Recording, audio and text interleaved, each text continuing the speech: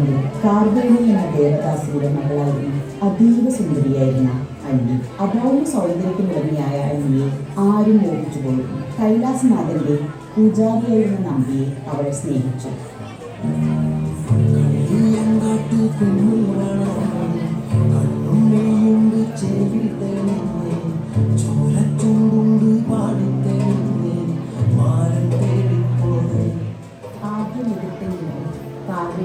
അല്ലിയെ നമ്പിക്ക് വിവാഹം കഴിച്ചു കൊടുത്തു. ധനമോഹിയും സ്ത്രീലംബടനുമായ നമ്പിയുടെ യഥാർത്ഥ സ്വഭാവം പതിയെ പതിയെ പുറത്തു വരികയും കാവേരി നമ്പിയെ വീട്ടിന് പുറത്താക്കുകയും ചെയ്തു. ഗർഭിണിയായിരുന്ന അന്നി ആനന്ദത്തോടെ നമ്പിയുടെ കൂടെ പോയി. കാടും മേടും കടന്ന് ക്ഷീണിതയായ അന്നി നമ്പിയുടെ മടിയിൽ തലവെച്ച് ഉറങ്ങിപ്പോയി.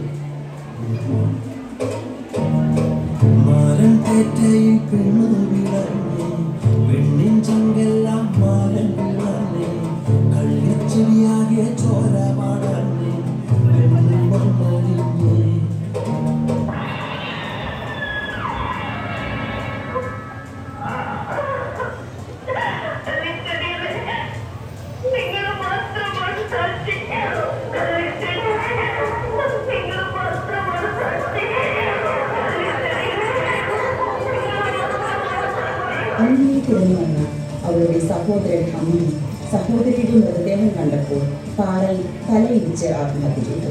കാലങ്ങൾ മാറി മാറി ചോള രാജാവിന്റെ മകളായി നീലനും നീലനും പുനർജനിച്ചു.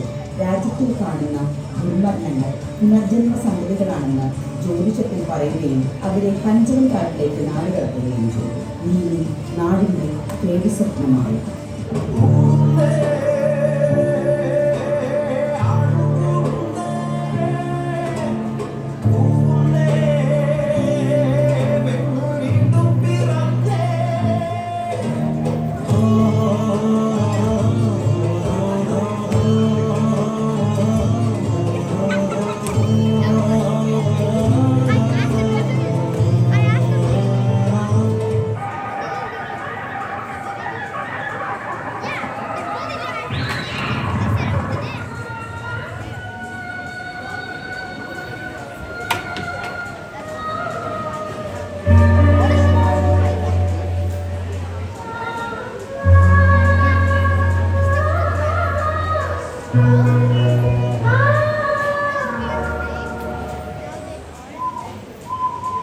Mm-hmm.